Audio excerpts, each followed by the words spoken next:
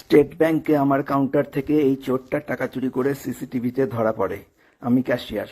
এই ঘটনায় state bank চোরের বিরুদ্ধে কোনো শাস্তিমূলক ব্যবস্থা নেয়নি। এর বদলে আমার উপর চিফ ম্যানেজার উজ্জ্বল কুমার ও তার সঙ্গী অফিসাররা অমানবিক অত্যাচার করে। পুরো ঘটনা জানা সত্ত্বেও স্টাফ অফিসারদের মধ্যে একজনও আমার সমর্থনে কথা বলেনি। শেষ পর্যন্ত প্রাণে বাঁচতে আমি চাকরি ছেড়ে দিতে বাধ্য। এই ঘটনায় স্টেট ব্যাংকের যারা সরাসরি দায়ী, যে উচ্চপদস্থ অফিসাররা, চেয়ারম্যান সহ, তারা হচ্ছে এর আগের চেয়ারম্যান রজনীশ কুমার, এইটা যার ছবি দেখাচ্ছি, 2018 সালের ঘটনা এটা। তখনকার মালদা জেলার RM রিজিওনাল ম্যানেজার স্টেট ব্যাংকের, এটা নাম কাজল ভৌমিক। এটা উজ্জ্বল কুমার, চিফ ম্যানেজার হিসেবে ঘটনার পরে এসেছে। 15 জুন আগের ক্যাসকেড ম্যানেজারকে সিসিটিভি ফুটেজটা আমি দেখাচ্ছিলাম।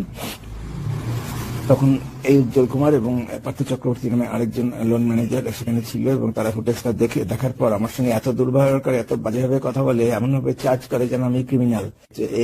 পার্থ চক্রবর্তী। আরেকজন ছিল চামচা, এই যে ক্যাসকেডের নতুন ম্যানেজার। চিফ ম্যানেজার এবং ক্যাসকেড ম্যানেজার দুজনেই পাল্টে যায়। এটার নাম বিশাল কুমার। এর জন্মের আগে থেকে আমি স্টেট ব্যাংকে চাকরি করি। কথাবার্তা এত বাজে যে কল্পনা করতে পারি। এই স্কাউন্ড্রেল গুলোর শাস্তি কেন হবে না?